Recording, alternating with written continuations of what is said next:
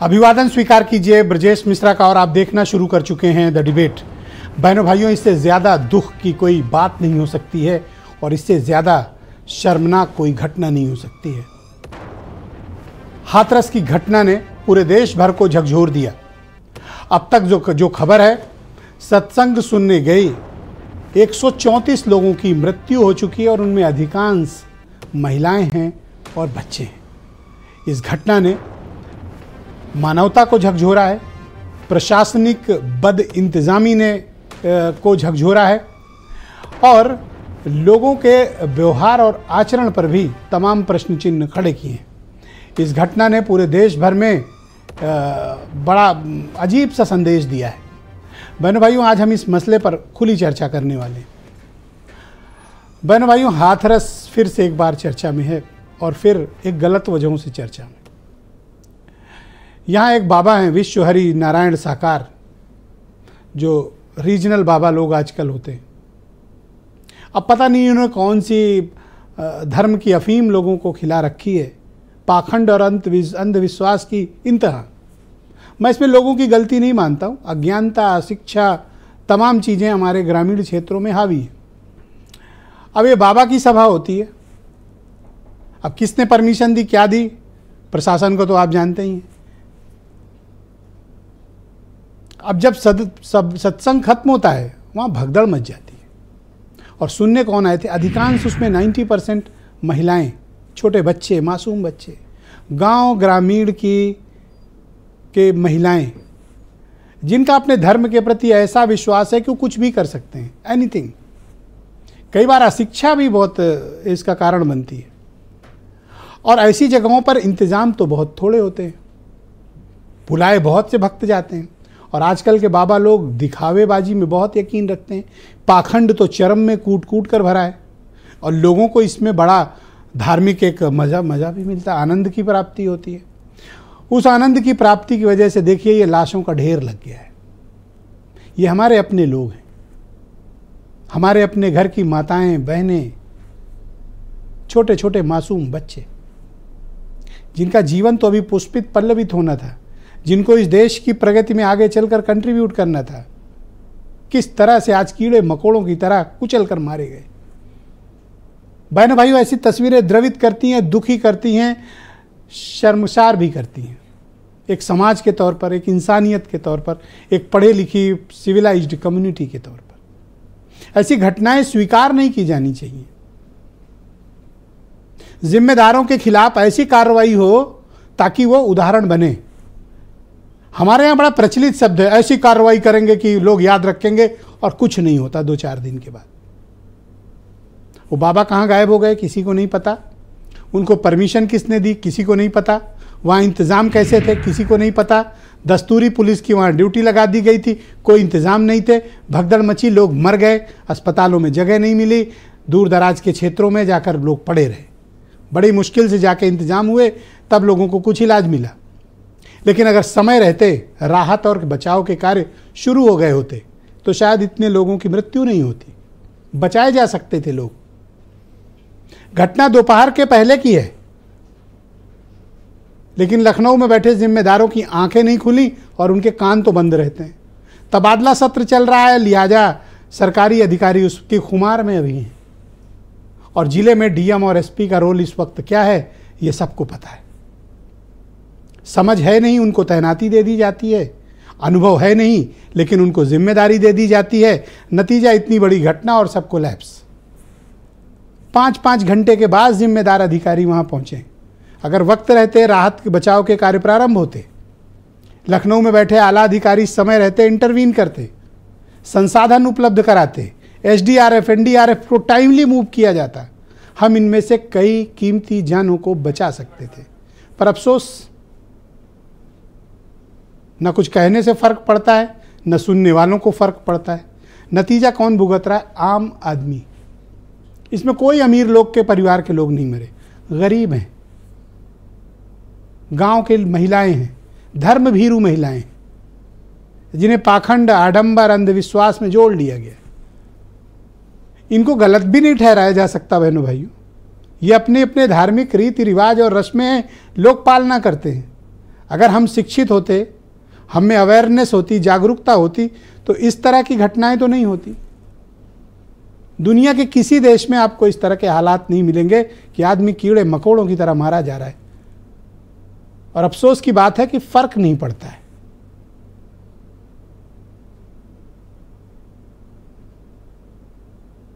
फर्क नहीं पड़ता है। ऐसी घटनाएं होंगी, मीडिया चलाएगी, एक दो निचले स्तर के अधिकारियों पर कार्रवाई हो जाएगी, मुआवजे दे दिए जाएंगे। ये एक बड़ा अजीब सिस्टम है इस देश का। मरने की कीमत दी जाती है, मुआवजा जिसको कहते हैं, कंपनसेशन। बहन भाइयों, जान का कोई कंपनसेशन हो सकता है? आम आदमी भी, पाने वाला भी खुश होता है, देने वाले को भी लगता है चलो जान छूटी। सब मुआवजे का खेल है। मुआवजा दिया जाएगा, ये शांत होंगे, फिर अगली कोई घटना होगी, 2-4 दिन मीडिया स्टेटमेंट्स दिए जाएंगे। पर अफसोस की बात है कि न ये सबक लेते हैं जिन्हें इंतज़ाम करने हैं, जो हुकूमतें हैं, और न वो सबक लेते हैं जो इस घटना के में जाते हैं, और कार्रवाई उन पर भी नहीं होती जिनको इस तरह की परमिशंस दी जाती हैं।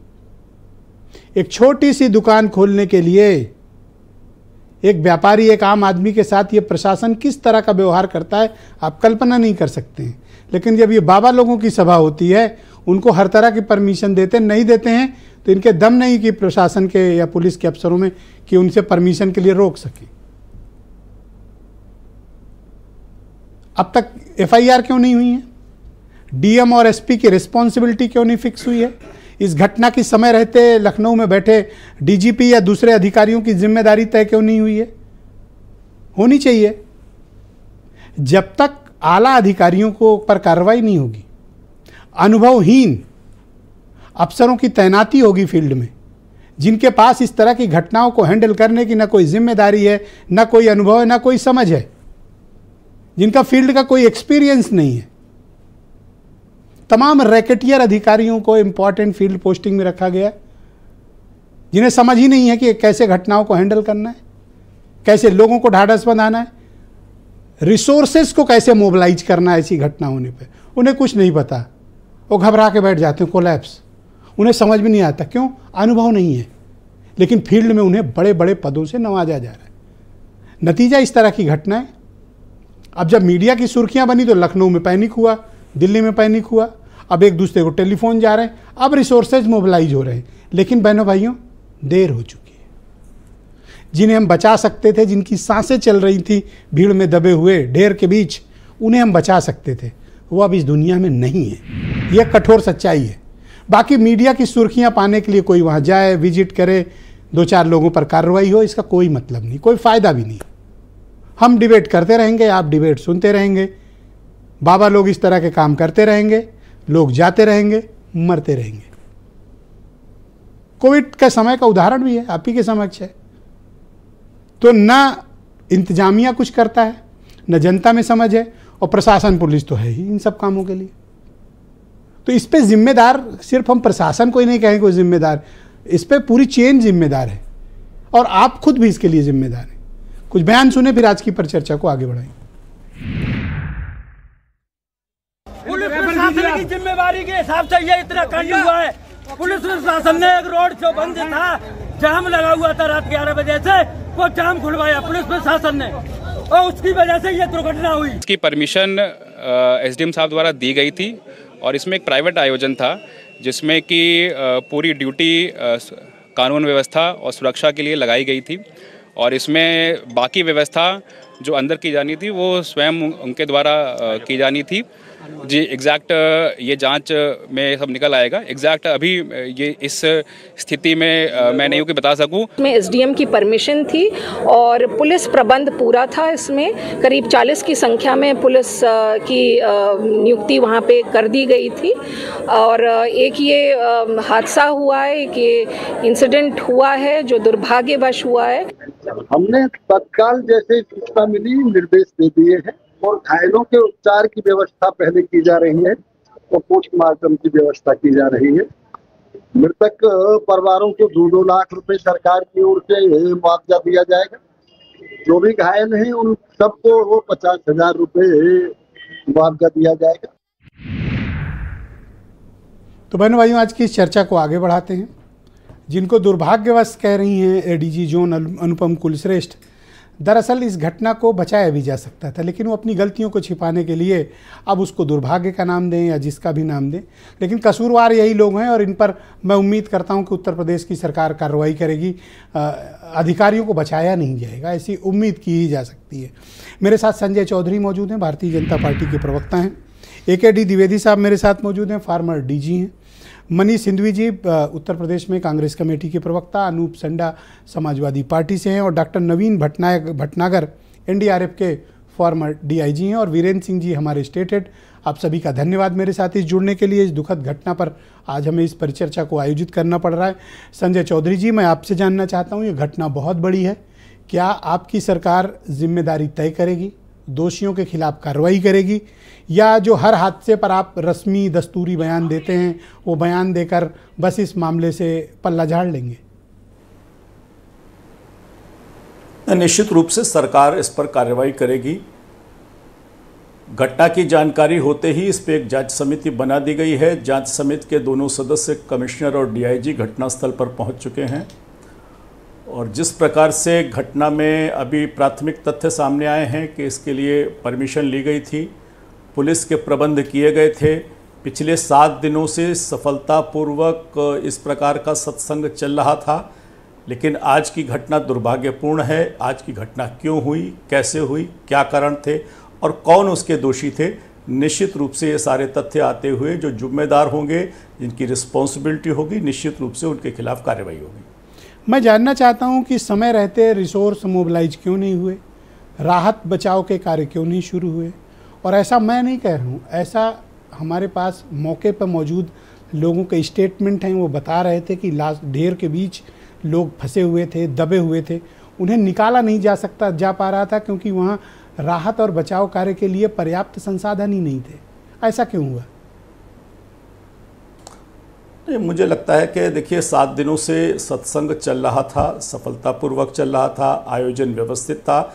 इस प्रकार की सूचना हमें भी है, आपको भी है, और जब कोई आयोजन इस प्रकार का चल रहा है, लेकिन आज ऐसी घटना क्यों हुई, मुझको लगता है कि जब तक तथ्यों की पूरी जानकारी सामने नहीं आएगी तब तक उस विषय पर बहुत अधिक मुझको लगता है कि तथ्य हम सामने हमारे पास नहीं आ पाएंगे। लेकिन जैसे ही तथ्य आएंगे प्रभावी कार्रवाई होगी, और जैसे ही इसकी जानकारी पहुंची, चीफ सेक्रेटरी भी, DGP भी, 2 मंत्री भी, वहां पर कमिश्नर भी, DIG भी, सब वहां पहुंचे हैं। लगातार मुख्यमंत्री स्वयं घटना का प्रतिपल संज्ञान ले रहे हैं। केंद्र से भी जो टीम है वो वहां पहुंच रही है।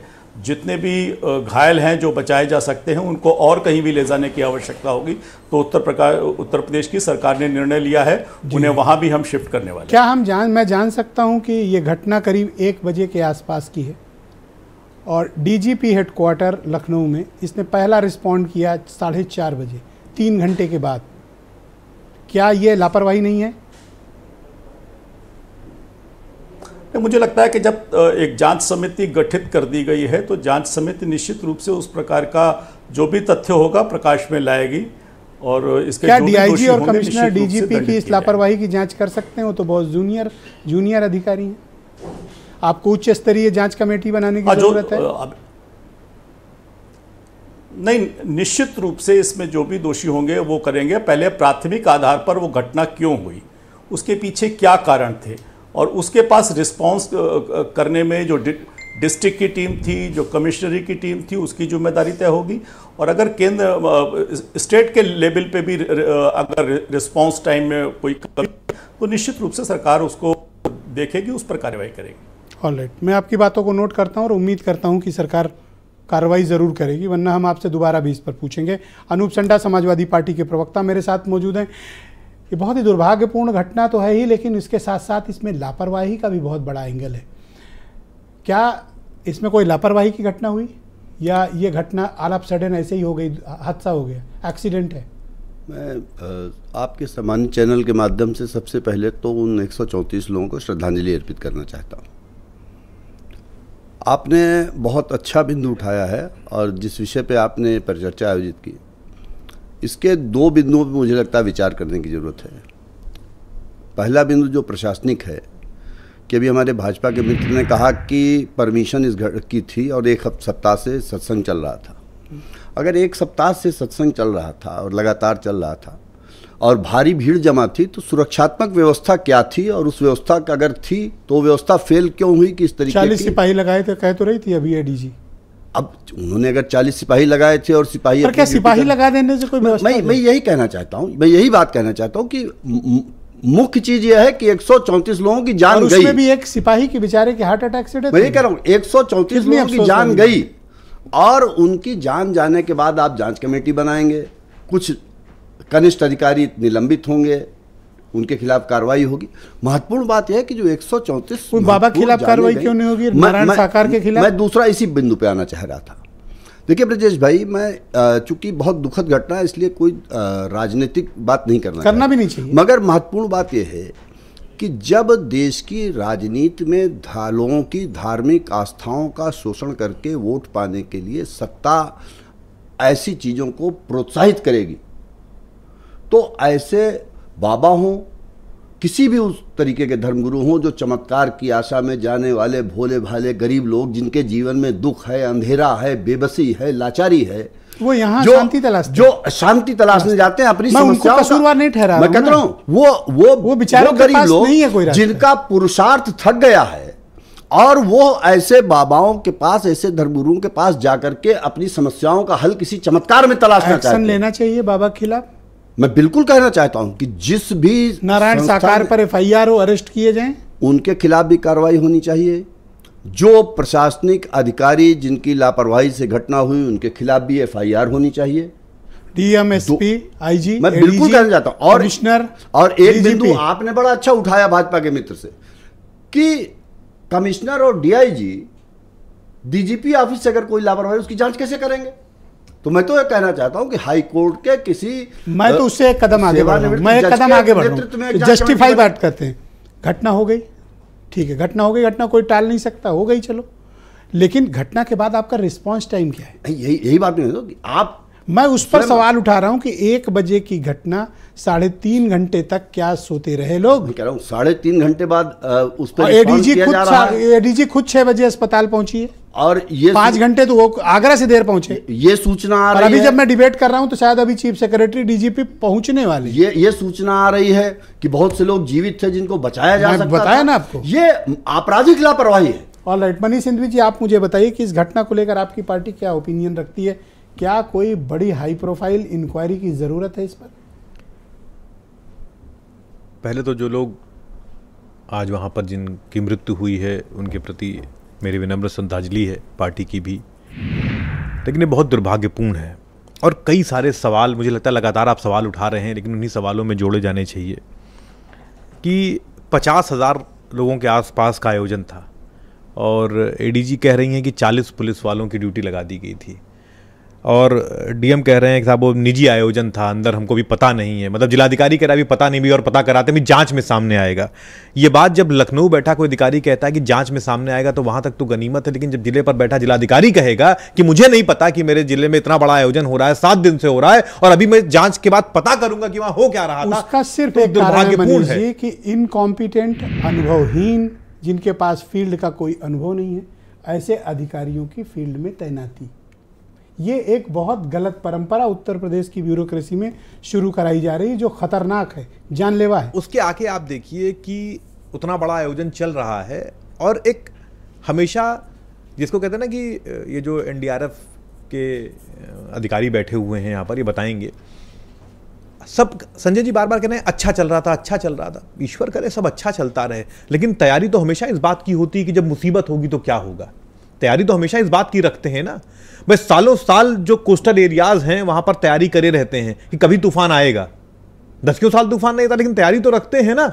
उड़ीसा में तूफान आया जब 24 घंटे के अंदर 10 लाख लोगों को खाली करा लिया गया। यहाँ भी एक दस्तूरी प्रेस नोट आएगा, बताया जाएगा कि ये एसओपी रहेगी अब और 1 हफ्ते बाद उसको सब कूड़ेदान में डाल देंगे। अस्पताल की व्यवस्था, वहां पर डॉक्टर नहीं, कोई ड्रिप लगाने वाला नहीं, एम्बुलेंस नहीं, किस व्यवस्था की बात ये लोग करते हैं। और अभी परसों नरसों में घोटाला सामने आया है कि तमाम जिलों में एम्बुलेंस को दौड़ाकर झूठे, एक ही फोन से कई बार एम्बुलेंस बुक होती है एक दिन में, और सैकड़ों करोड़ रुपया एक मोटा मोटा लगभग 285 करोड़ रुपए के आसपास निकाला जा चुका है कई सालों में घोटाले के रूप में। एम्बुलेंस घोटाला सामने आ रहा है, जीवीके वाला। हाँ ठीक है, और यहां जब जरूरत थी तो कोई एम्बुलेंस नहीं थी। पोस्टमार्टम हाउस आप क्या चाहते हो कि कोई इन्वेस्टिगेशन हो या इंक्वायरी हो? ये चाहते हैं कि जिस दस्तूर की आप बात है दिखावटी दस्तूर ना हो, इतनी सख्त मन दुखी है, इसलिए मैं आज बड़े दुखी मन से डिबेट कर रहा हूं। इतनी सख्त कार्रवाई होनी चाहिए कि उसका कम से कम कोई नजीर तो बने। वैसे एक बात मैं आपसे कह दूं, योगी जी का अपने अधिकारियों पर कोई नियंत्रण रह नहीं गया है। ऐसा बिल्कुल 100% मैं कह रहा हूं, कोई नियंत्रण नहीं रह गया है। और उनके उस लोक भवन में तो बड़े सख्त सुनिए, उनके वहां पर जहां वो बैठते हैं 7-7 साल से अधिकारी जमे हुए हैं, उन्होंने वहां घर बना लिया है और उन्होंने मान लिया है कि ये है तो हम हैं, हम कोई काम करे असली सरकार असल में अधिकारी ही है बस, और वही चला रहे हैं, 7 साल से चला रहे हैं। निकम्मे अनुभवहीन नकारा अफसर, उन्होंने वहां घर बना लिया है। फॉर्मर डीजी एकेडी द्विवेदी साहब मेरे साथ मौजूद हैं। द्विवेदी जी, आपका धन्यवाद हमारे साथ जुड़ने के लिए। सर, घटना बहुत ही दुखद है। मैं आपसे जानना चाहता हूं कि अगर इस तरह की घटनाएं मान लीजिए हो भी जाती हैं तो स्टैंडर्ड पैरामीटर क्या कहते हैं, और सबसे पहले क्या किया जाना चाहिए था जो इस मामले में नहीं किया गया और इतनी बड़ी संख्या में हमने अपनों की जान गंवाई? मैं आप सभी वक्ताओं की बात सुन रहा हूं बड़े ध्यान से। यह एक धार्मिक आयोजन था, अधिकारियों ने कहा कि यह प्राइवेट आयोजन था। तो मैं इस बात को स्पष्ट कर दूं कि धार्मिक आयोजन 99.9% प्राइवेट ही होते हैं। कोई भी सरकार, किसी भी पार्टी की सरकार हो, उत्तर प्रदेश में या किसी भी प्रदेश में, सरकारें धार्मिक आयोजन नहीं कराती हैं। धार्मिक आयोजन प्राइवेट लोग ही कराते हैं। आयोजन समिति होती है, वो आयोजन समिति कराती है। तो एक बिंदु तो मुझे ये स्पष्ट करना था। दूसरी बात जो स्पष्ट है कि आयोजन समिति के लोगों ने एसडीएम से परमिशन ली थी। ठीक बात है, परमिशन लिया तो एसडीएम साहब ने कुछ शर्तों का लगाया होगा। परमिशन देने के साथ कुछ शर्तें लगाते हैं और दरखास्त जो देते हैं परमिशन के लिए, उसमें वो लिखते हैं कि हमारी इतने लगभग इतनी भीड़ होगी और इतने दिन कार्यक्रम बजे शुरू होगा, इतने बजे समाप्त होगा। ये सब चीजें दरखास्त में देते हैं। उसके बाद ही एसडीएम परमिशन देते हैं। तो एसडीएम ने अगर परमिशन दिया, ठीक है। अब पुलिस का काम पड़ता है कि पुलिस जो है आयोजकों से करे, भीड़ का अनुमान लगाए, बात करे कितनी भीड़ होगी। अगर आयोजक कहते हैं कि 50,000 भीड़ होगी, तो पुलिस को, मेरा जो विचार है कि 60-70 हजार लोगों के हिसाब से व्यवस्था करनी चाहिए।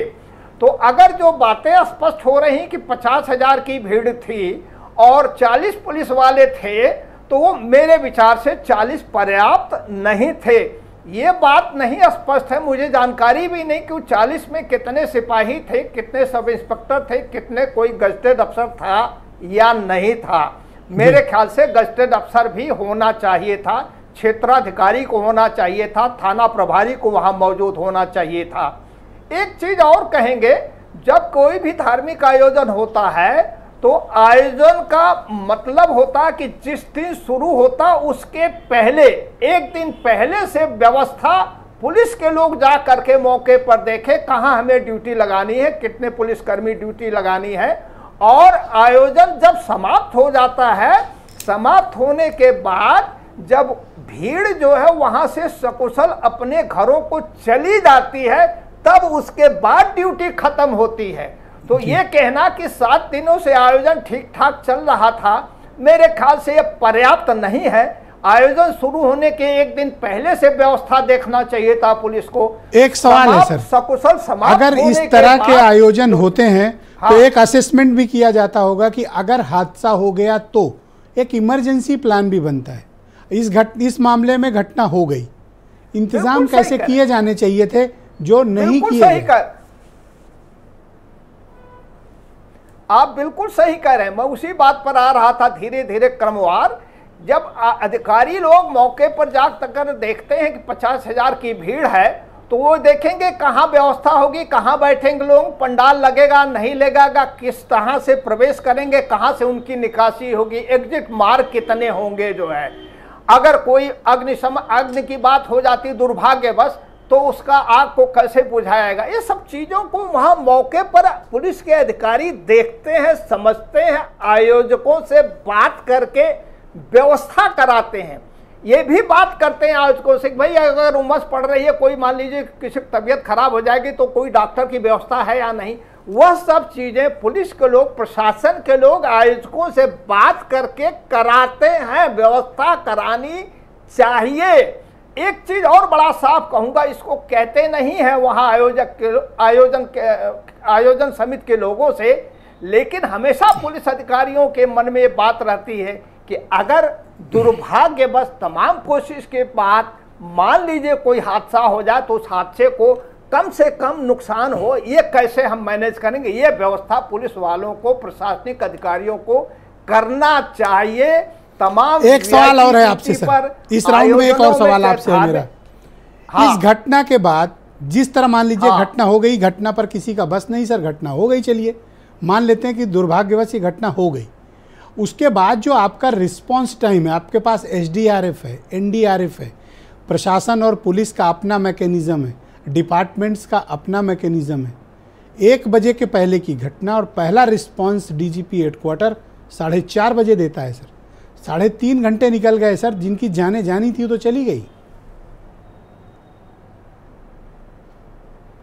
बिल्कुल सही कह रहे हैं, जिले स्तर पर ही यह व्यवस्था हो जाती। अगर दुखद हादसा हो गया तो संबंधित थाना प्रभारी को फौरन एसएसपी को बताना चाहिए था, एसएसपी डीएम को बताते, सीएमओ को बताते, आसपास के थानों से लोग फोर्स भेजते। तमाम ऐसे दुखद मामलों में मैंने तमाम अवसरों पर देखा, आम नागरिक अपने अपने साधनों से घायलों को नज़दीक के अस्पतालों में शीघ्रता से पहुंचाने में सहयोग करते हैं। ये जहां भी दुखद हादसे होते हैं नागरिक खुल करके सहयोग करता है। तो ये चूक तो हुई है जिले स्तर पर, उस आयोजन स्तर पर, थाना स्तर पर, अधिकारियों के स्तर पर तो चूक हुई है। दुखद घटना के बाद मैनेज करने में भी चूक हुई है, इसमें मेरा ये निश्चित अच्छा मत है। आप लोग भी जब डीजी थे और आप लोग के पास जब कमांड थी तो आप लोग भी ऐसे ही अनुभवहीन जूनियर अफसरों को जिले में भेज देते थे कि जाओ और लॉ एंड ऑर्डर देखो? देखिए आज जो सीनियर अधिकारी है वो भी कभी न कभी जूनियर रहा होगा, तो जो नए अधिकारी हैं उनको भी जिलों में पोस्ट किया जाता है। लेकिन नए अधिकारी जहां जिले में कप्तान या डिस्ट्रिक्ट मजिस्ट्रेट रहते हैं उनके ऊपर कमिश्नर रहते हैं, डीएम के ऊपर, और एसपी के ऊपर डीआईजी, आईजी या एडिशनल डीजी रहते हैं। हाँ, एडिशनल डीजी को, आईजी को, डीआईजी को या कमिश्नर को मालूम रहता हमारा इस जिले का डीएम या इस जिले का एसपी अभी नया है, उसको निरंतर गाइड करना पड़ता है। बड़े अधिकारियों का जो रेंज में या मंडल में अधिकारी, उनका यही काम है, नए अफसरों को सिखाना, बताना, गाइड करना, पूछना, लेकिन समय से, विलंब से नहीं, समय से सचेत करना, गाइड करना, यह उनका काम है। ये उनको द्विवेदी साहब हमारे साथ बने रहिएगा। इस परिचर्चा को मैं नेक्स्ट स्टेप लेना चाहता हूं और आपसे सेकंड राउंड में आपके बाकी विचारों को हम सम्मिलित करेंगे। मेरे साथ डॉक्टर नवीन भटनागर मौजूद हैं, एनडीआरएफ के फॉर्मर डीआईजी हैं। भटनागर साहब, शुक्रिया आपका और धन्यवाद हमें समय देने के लिए। मैं आपसे स्टैंडर्ड प्रोसीजर जानना चाहता हूं कि जब इस तरह की घटना होती है या हो जाती दुर्भाग्यपूर्ण मसली घटनाएं, तो इसमें सबसे पहला स्टैंडर्ड पैरामीटर क्या होता है? आप लोग क्या करते हैं जो इस घटना में नहीं हुआ, जिसके कारण इतनी बड़ी संख्या में लोगों की मृत्यु हुई? एक्चुअली ये जो घटना हुई है ये स्टेट लेवल पे, जैसे ये डीजी साहब ने बताया अभी, द्विवेदी साहब ने, तो इसके लिए एसओपी बनती है और कोई भी आयोजन होता है वो एसओपी के ऑर्डर्स चारों पूरे डिस्ट्रिक्ट पे और पूरी स्टेट पे होते हैं। तो अगर ऐसा कोई आयोजन होता है, एसडीएम ने परमिशन दी थी तो उसके साथ इंस्ट्रक्शन भी दी होगी और इंस्ट्रक्शन का फॉलो नहीं हुआ, इसका फॉलो अप करना चाहिए था। अभी जैसे कांग्रेस के प्रवक्ता ने भी बताया, उन्होंने मेरी बात को इसको तस्दीक की कि इसके अंदर जो है एक दिन पहले अरेंजमेंट करना चाहिए था, क्योंकि ये मालूम है जब इतनी बड़ी गैदरिंग इकट्ठी हो रही है तो एक दिन पहले जाके देखिए, थ्रेट, सिक्योरिटी थ्रेट है और बहुत सी ऐसे थ्रेट भी आए हुए हैं। कोई उग्रवादी भी कुछ कर सकता था, छोटा सा पटाखा भी छोड़ सकता था, इससे बड़ा स्टैम्पेड हो सकता था। तो ये बिल्कुल सही बोला है डीजी साहब ने भी और कांग्रेस प्रवक्ता ने भी कि ये एक दिन पहले अरेंजमेंट देखना चाहिए। सर कम से कम 50,000 लोग वहाँ मौजूद थे जो हमारे रिपोर्टर्स ने बताया, और 3 किलोमीटर के आसपास के एरिया में श्रद्धालुओं के वाहन फैले हुए थे, चारों तरफ से ट्रैफिक ब्लॉक था, ट्रैफिक खुलवाने के लिए पर्याप्त पुलिस भी नहीं थी, और रात से ट्रैफिक जैम पड़ा हुआ था। और इस घटना के बाद जो वहाँ पुलिस थे वो बेचारे अकेले क्या कर लेंगे 30-35 लोग, जहाँ ये हज़ारों लोग मौजूद रहे हों। तो ऐसी घटना पर तो मुझे लगता है कि इमीडिएट कुछ हमें रिस्पांस टाइम ज़्यादा बेहतर करना चाहिए, जो नहीं हुआ। हाँ, एम्बुलेंस भी नहीं थी, डॉक्टर्स की टीम भी नहीं थी, मेडिकल टीम, इसके अलावा एसडीआरएफ को लगाना चाहिए था। एसडीआरएफ इसके लिए ट्रेंड है। अगर एसडीआरएफ वाले होते तो जो भीड़ में दबे हुए थे उनको सीपीआर दिया जा सकता था। अगर सीपीआर देते तो बहुत से कैजुअलिटी जो हुई है वो कम हो जाती, वो नहीं दिया गया। चलिए एनडीआरएफ को आने में टाइम लगता है, लेकिन एसडीआरएफ तो थी, क्यों नहीं आपने लगाई? क्यों नहीं आपने स्टेट पुलिस का एडिक्वेट अरेंजमेंट किया? क्यों नहीं आपने जो एसओपी है उसको फॉलो किया? अच्छा, वहाँ के कलेक्टर की मैंने बयान सुना, मुझे लगता है कोई नए बैच के ही होंगे, इन लोग को पोस्टिंग वगैरह ये लोग पता नहीं कैसे देते हैं, जो भी इनके तरीके हों। वो कह रहे थे जांच करेंगे, जांच की भी जांच करेंगे। वो ये नहीं बता रहे कि आपका रिस्पांस टाइम इतना स्लो कैसे था कि 1 बजे की घटना है और घटना स्थल पर आप कोई एसडीआरएफ नहीं भेज रहे हो, रिसोर्स मोबिलाइज नहीं कर रहे हो, एम्बुलेंसेज नहीं भेज रहे हो, स्टाफ नहीं भेज रहे हो। ये तो मतलब इनकॉम्पिटेंसी है, क्रिमिनल नेग्लिजेंस, आपराधिक लापरवाही।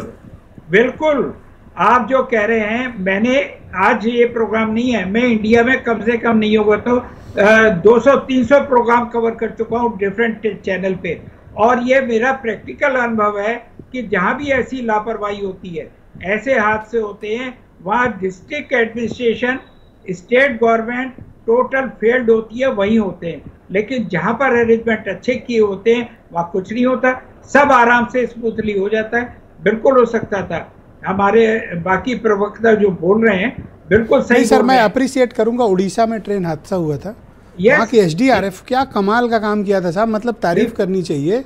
और बाद में एनडीआरएफ भी उनके सपोर्ट में पहुंची, लेकिन एसडीआरएफ ने जबरदस्त काम किया। District administration, police, state administration सीखना चाहिए। आपके पास पीएसी है, आपके पास एसडीआरएफ है, आपके पास काफी ट्रेंड लोग हैं, क्यों नहीं आपने उनको क्या यूज किया मुझे बताइए, क्यों नहीं किया आपने? मेडिकल स्टाफ दुनिया भर का भर्ती कर रखा है, एम्बुलेंस है, वो क्या कर रही थी? अच्छा, 1 बजे घटना हो और 4:30 बजे डीजीपी हेडक्वार्टर पहला रिस्पांस दे, तो क्या ये सही समय पर दिया रिस्पांस है या लेट रिस्पांस? नहीं, बहुत लेट, ये बहुत लेट कर दिया, नहीं तो कुछ जाने बचाई जा सकती थी।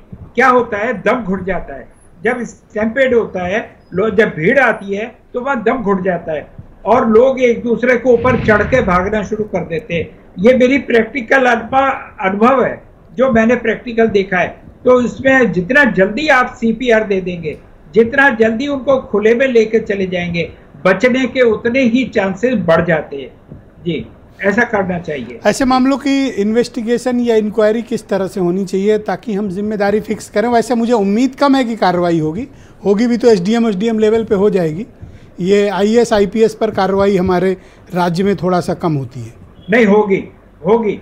आपके योगी जी को मैं धन्यवाद देता हूँ, सलूट करता हूँ, बड़े इफेक्टिव हैं। नहीं, वो करना चाहें तो वो करना चाहें, लेकिन जो नीचे बैठे अधिकारियों का एक पूरा गैंग है ना, वो करने नहीं देता। हमारे यहाँ समस्या सबसे बड़ी वो है।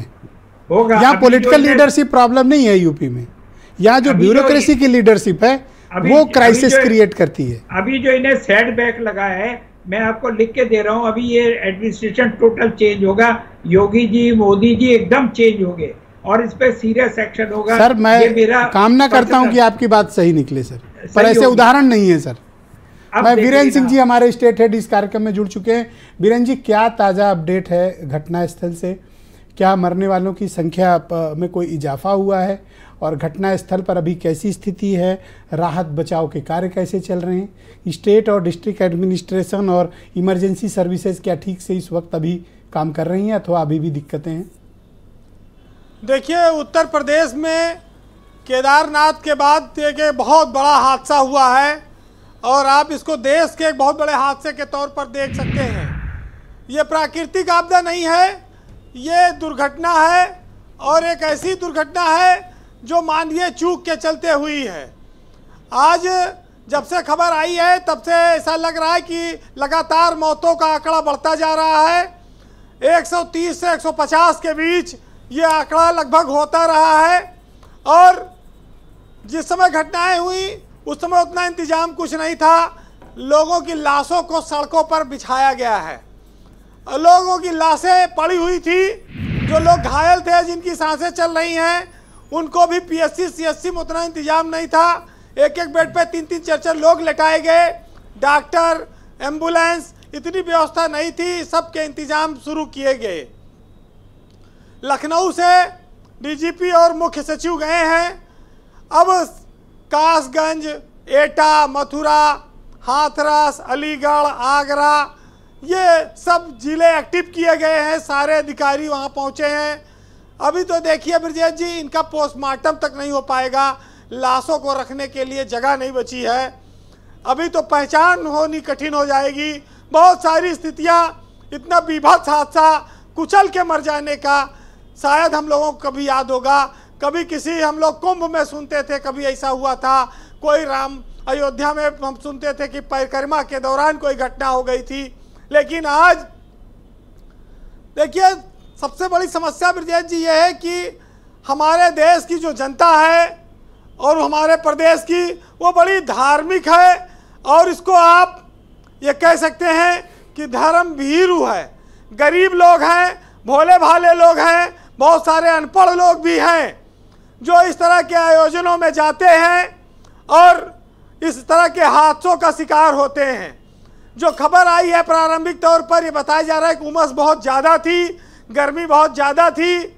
उसी दौरान ये जो सूरजपाल उर्फ भोले बाबा उर्फ नारायण साकार, इनके पैर छुलाई चल रही थी और वो दक्षिणा ग्रहण कर रहे थे। उसी दौरान ये सब हादसा हो गया है। अब इतनी बड़ी लाखों की संख्या में लोग आए थे, तो समस्या अचानक से पैदा हुई, न उतनी फोर्स थी, न उतने इंतजाम थे। आज हमारे समाज के सामने संत महात्माओं के प्रवचन, आयोजन अपने आप में एक बहुत बड़ी चुनौती है। बड़े बड़े वीवीआईपी पंडाल लगते हैं, हजारों लाखों लोग आते हैं, उनको संभालना बहुत कठिन है। संत महात्मा साधु के प्रति हमारे समाज में लोगों में जो आस्था है, और उसके बाद ऐसे आयोजनों में जो भगदड़ होती है, ये सब स्वरूप हम लोग चर्चा करते हैं, आज देखने को मिल रहा है। ब्रजेश जी, हर आदमी इस देश में जो गरीब है, जो मेहनत कश है, मध्यम वर्ग है, वो तकदीर बदलने के लिए हर दर पर जाता है। वो हाथों की लकीरों को दिखाने के लिए, भाग्य को चमकाने के लिए ऐसे सत्संग, ऐसे बाबाओं महात्माओं की संगत में जाता है कि शायद उसके दिन बदल जाएं। लेकिन उसको क्या उम्मीद कि कितने परिवार आज उधर जाएंगे, कितनी बहन बेटियां, कितनी माएँ सब बिलख पड़ेंगी, कितनी महिलाओं के सुहाग उजड़ जाएंगे, कितने बच्चों की माएँ छिन जाएंगी, कितने बच्चे अनाथ हो जाएंगे। क्या क्या आज की तारीख में ये हुआ है, इसको सोचकर हम लोगों को रूह कांप जाएगी। इतनी लाशें शायद अपने जीवन में हम लोगों ने टीवी पे एक साथ कभी नहीं देखी होंगी। ये हादसे पूरे जीवन भर लोगों का दर्द नहीं खत्म कर पाएंगे। परिवार बर्बाद हो चुके हैं। अभी तो आप कल से देखिएगा जब चीजें और सामने आएंगी। लेकिन साधु संत महात्माओं पर विश्वास करके आखिर क्या मिला उन लोगों को? ऐसे लोग जो सूरजपाल, जो पुलिस की नौकरी में रहे, बीआरएस ले लिया और उसके बाद प्रवचन करने लगे, और पत्नी भी उनके साथ प्रवचन करती हैं, और लाखों लोगों की मौत की जिम्मेदारी लेने के बजाय भाग खड़े हुए। कितने साधु संत हैं जो जेल में हैं, उनके ऊपर गंभीर आरोप हैं, और इतने लोगों को मरवाकर लोग फरार हो जा रहे हैं। प्रशासन की हालत आप देख रहे हैं कि डीएम साहब क्या बोल रहे हैं, एसपी का तो कोई पूछना ही नहीं, पुलिस के ऊपर क्या जिम्मेदारी जाएगी। अच्छा, ये लोग कैसे, मतलब इनको इतनी important field posting, law and order की कमान और बिना किसी अनुभव के कैसे इनको लगा दिया जाता है, ताकि जब कोई बड़ी घटना होती है तो मैं देख रहा हूँ लिटरली तो दोनों कोलैप्स्ड थे, वो हैंडल ही नहीं कर पा रहे थे डीएमएसपी।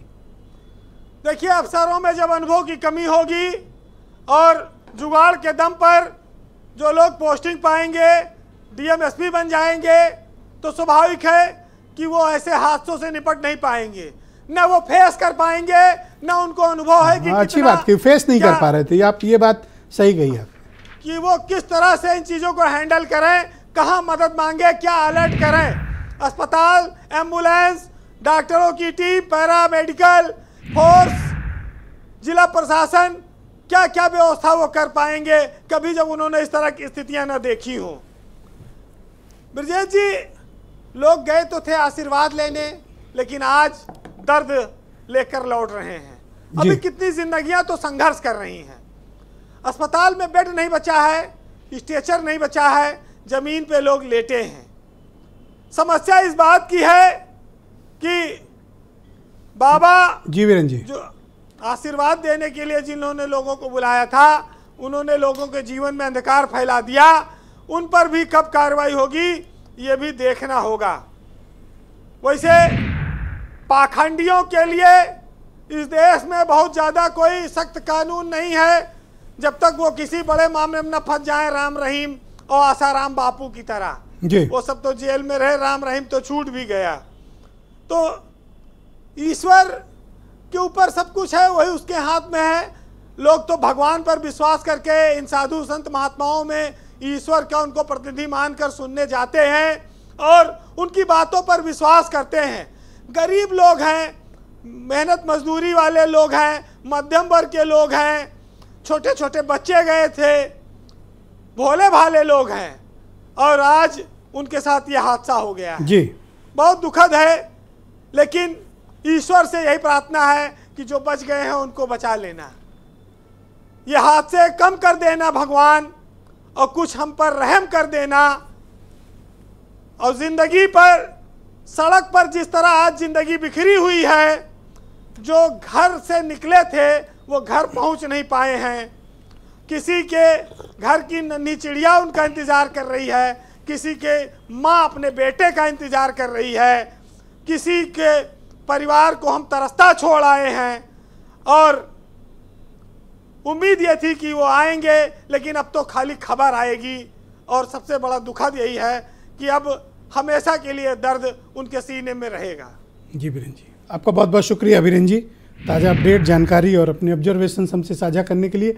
बहनों भाइयों, इस डिबेट का दूसरा चरण प्रारंभ करते हैं। संजय चौधरी मेरे साथ मौजूद हैं, भारतीय जनता पार्टी यानी रूलिंग पार्टी के प्रवक्ता हैं। संजय जी, अभी आपने एक्सपर्ट्स ओपिनियन, डीजी साहब और फॉर्मर डीआईजी एनडीआरएफ की भी राय सुनी। चूक गंभीर है, इसको स्वीकारने में आपको कोई परेशानी है?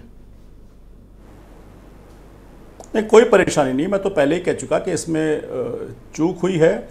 जो लोग मरे हैं उनके प्रति संवाद, जो भी इसके लिए दोषी होंगे उनके खिलाफ कठोरतम कार्रवाई होगी। इसमें कहीं कोई शक की बात नहीं है, किसी शंका की गुंजाइश नहीं है। निश्चित रूप से ऐसे लोगों के खिलाफ प्रभावी कार्रवाई उत्तर प्रदेश की सरकार करेगी ही करेगी। लेकिन इसके पीछे अभी हमारी चर्चा हो रही थी, हमारे मित्र हैं समाजवादी पार्टी के, उन्होंने कुछ राजनीतिक बात की। उनका शब्द है, मैं कोट कर रहा हूं, कि जब सत्ता ऐसे लोगों को प्रोत्साहित करेगी क्योंकि पुरुषार्थ थक गया है, ये उनके शब्द थे। जरा गौर कीजिएगा और देखिए किसका पुरुषार्थ थक गया है और कौन इसको प्रोत्साहित करता है। मैं समझता हूं कि आप देखेंगे तो सांडा जी भी इसको बिल्कुल पहचान जाएंगे, ये कौन है, कौन है इनको प्रोत्साहित करने वाले। सर दिख नहीं रहा है यहाँ पे, अगर आप बता दोगे तो मैं आपकी बात मान लूंगा। नहीं, देखिए मैं आपके जरा स्क्रीन बड़ी करो भाई, क्या दिखा रहे हैं, दिखाएंगे, स्क्रीन बड़ी की जाए और आप दिखाइए क्या दिखा रहे थे। सांडा जी इस पुरुषार्थ को बहुत गौर से देखेंगे, क्योंकि ये उनके ही नेता है जिनका पुरुषार्थ सांडा जी के शब्दों में थक गया है। और इसकी अनुमति लेने वाला व्यक्ति भी एक राजनीतिक संबंध से है। तो और ये 3 दिसंबर 2023 की घटना है, जब ये व्यक्ति पहुंचते हैं और अपने ट्वीट में लिखते हैं, जरा गौर कीजिएगा, कि नारायण साकार हरि की संपूर्ण ब्रह्मांड में सदा सदा के लिए जय जयकार हो। और लिखने वाले समाजवादी पार्टी के राष्ट्रीय अध्यक्ष और सांडा जी के राजनीतिक गुरु हैं, और इन अखिलेश यादव जी के गुरु के ये परमिशन है, और उस परमिशन के तो क्या इस घटना के लिए समाजवादी पार्टी के ऊपर आप ठीकरा फोड़ते हो कि यह समाजवादी पार्टी की है? इतनी सख्ती से बात तो आपने अपने अफसरों के खिलाफ नहीं की जिनकी वजह से इतने लोगों की मृत्यु हुई, जितनी सख्ती से आप इस बात को प्रचारित कर रहे हैं कि ये घटना से समाजवादी पार्टी कनेक्टेड है। ब्रजेश भाई, जब सांडा जी ये बात कह रहे थे कि सत्ता जब थक जाती है और उसके बाद पुरुषार्थ थक जाता है, तो किसका थका है पुरुषार्थ और किसकी सत्ता ये के आधार पर ऐसे लोग आगे बढ़े हैं जिनके माथे पर इन 150 लोगों के खून का कलंक है? मुझको लगता है वो भी तो सामने आना चाहिए। तो क्या आप इस बात से सहमत हैं कि फौरन नारायण साकार पर एफआईआर करके उनको अरेस्ट कर लिया जाए? बिल्कुल किया जाएगा। जो भी दोषी होगा बचने वाला नहीं है, वो चाहे नारायण साकार हो, जो चाहे आपके जिलाधिकारी हो, उनके खिलाफ या आपके एसएसपी हो, और या फिर आपका डीजीपी, कोई भी होगा, कोई भी जांच में जो भी आएगा, अगर किसी ने देरी से इंफॉर्मेशन थाने से डिस्ट्रिक्ट तक पहुंचाने में देरी की है, डिस्ट्रिक्ट ने अगर एडीजी लेवल तक पहुंचाने में देरी की है, और एडीजी ने अगर स्टेट के हेडक्वार्टर तक पहुंचाने में देरी की है, जो भी देरी करेगा निश्चित रूप से दंड का भागी बनेगा। इसमें कोई छिपने वाला नहीं है और इसमें कोई बचने वाला भी नहीं। ऑलराइट, अब कह रहे हैं कि चूंकि वो आपके अध्यक्ष के गुरु थे, बता रहे हैं। देखिए, संजय जी की बहुत गंभीर व्यक्ति मैं इनको समझता था, लेकिन इनकी बौखलाहट सामने आ गई। मैं चर्चा बात नहीं कहना चाहता था। ये इतना बौखलाए हुए हैं कि इन्होंने मेरी बात भी ध्यान से नहीं सुनी। मैंने, आपको भी ध्यान होगा, मैंने कहा कि वो समाज के लोग जो मेहनत कष्ट होते हैं, जो समाज के निचले तबके से जुड़े हैं, परेशान लोग हैं, जिनका पुरुषार्थ थक गया है, वो किसी चमत्कार की आस में ऐसी जगहों पे जाते हैं। इन्होंने उसको अपने ऊपर ले लिया। आपने सत्ता शब्द का इस्तेमाल किया सांडा जी। सुन लीजिए संजय भाई, आप कुछ भी बोल रहे थे, वन बाय वन बोल रहे थे, मैं नहीं बोला। देख लीजिए आप, अरे संजय भाई एक सेकंड रुक जाओ। संजय भाई आप भी सुन लीजिएगा। संजय भाई एक मिनट, एक मिनट, बीच में मत टोकिए। आप बोलिए, एक सेकंड रुकिएगा। मैं दोहरा रहा हूँ, ये एग्रेशन की जरूरत नहीं है, राजनीतिक मामला नहीं है। आप बोलिए। मैं यही कहना चाह रहा हूँ। मैंने ये बात कही थी कि सत्ता जब अपने धार्मिक लाभ के लिए ऐसे पाखंड को बढ़ावा देगी, तो ये अगर सरकार पाखंड बढ़ेगा, अगर सरकार बुलडोजर लेकर इन सब के खिलाफ कार्रवाई करती है, मेरी बात अब सुन, सपोर्ट करोगे? ब्रजेश भाई, मेरी बात पूरी हो जाने दें ब्रजेश भाई, क्योंकि बात महत्वपूर्ण आ गई। एक बात इसी पर चर्चा में आई, इनकी बात को मैं छोड़ दूं, इन्होंने जो कुछ कहा है, इनके प्रलाप की बात छोड़ दूं, कि राजनीतिक नेतृत्व से समस्या नहीं है, यहां की प्रशासनिक मशीनरी से सवाल है। आप बताइए, प्रशासनिक मशीनरी गवर्न किससे होती है? उत्तर प्रदेश के मुख्यमंत्री जो दावा करते हैं कि सुशासन दे दिया, उनके इशारे से लोग कांपते हैं। माफिया प्रदेश छोड़ के भाग गए, उनके राज में 3.5 घंटे तक डीजीपी ऑफिस रिस्पॉन्ड नहीं कर रहा है, और ये बेशर्मी के साथ इस बात को जनता हमारे ऊपर थोप रहे हैं। क्योंकि वो आपके गुरु ही बता रहे हैं। नहीं, गुरु हैं, अब ये किसके गुरु हैं, इनके नेताओं की फोटो मैं क्या जानूं। लेकिन मैं कहना चाहता हूं कि इस घटना से दुर्घटना से कई चीजें सामने। सर 20 सेकंड बचे, आप 20 सेकंड में बोलूंगा। 20 सेकंड। स्वास्थ्य सेवाओं की बदहाली पूरी तरीके से सामने आ गई। ये सरकार फेल है। एक मिनट ब्रजेश है, बस एक रुकिएगा, मैं अगर समय बचा तो आपको और संजय जी दोनों को 10 second. Alright Manish ji, go ahead. क्या प्रॉपर इन्वेस्टिगेशन जरूरी है, वो भी उच्च स्तरीय? ये कमिश्नर डीआईजी क्या जांच करेगा जी? देखिए, 2-3 महत्वपूर्ण मसले में एक बात और कह दूं यहाँ पर। खुद ही अनुभवहीन लोग हैं। 2019 में सोनभद्र के उम्भा में एक घटना हुई थी जहां 10 आदिवासी किसानों की गोली मारकर हत्या कर दी गई थी। हाँ, जमीन के मामले। मुझे लगता है आप ही क्या डिबेट कर रहे थे या किसी चैनल पर डिबेट कर रहे थे, आप ही क्या कर रहे थे, तो एक भाजपा के प्रवक्ता ने कहा, बड़े आदरणीय, तो उन्होंने कहा कि साहब वो ये पूरी की पूरी गलती जवाहरलाल नेहरू की है। कैसे? वो जो उस समय वो जमीन के कानून आए थे, मतलब कुछ जोड़ा उन्होंने, 1956 से जोड़ दिया उन्होंने। पूरी की पूरी घटना का जिम्मेदार जवाहरलाल नेहरू को ठहरा दिया। 2019 की घटना का जिम्मेदार जवाहरलाल नेहरू को ठहरा दिया।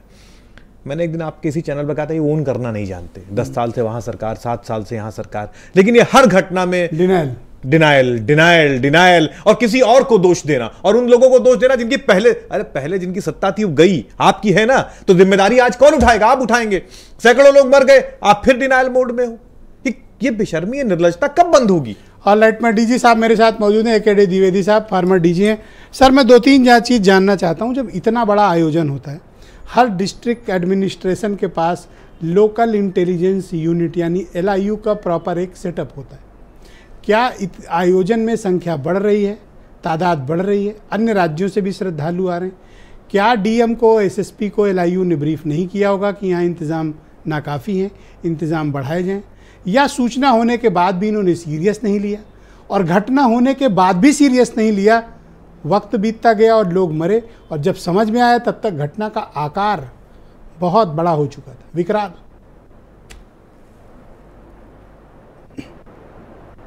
आप सही कह रहे हैं, जिले स्तर पर LIU होती है।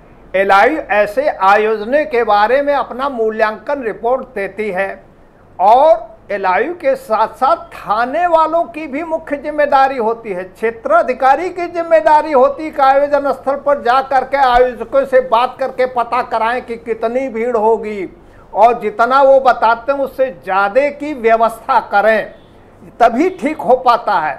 दूसरी चीज़, हाथरस को मैं अच्छी तरह से देख रहा हूँ, वहाँ गया भी हूँ, बगल में अलीगढ़ लगा हुआ है, अलीगढ़ मंडल मुख्यालय है, वहाँ कमिश्नर और DIG या हो सकता है IG इस समय वहाँ तैनात हो।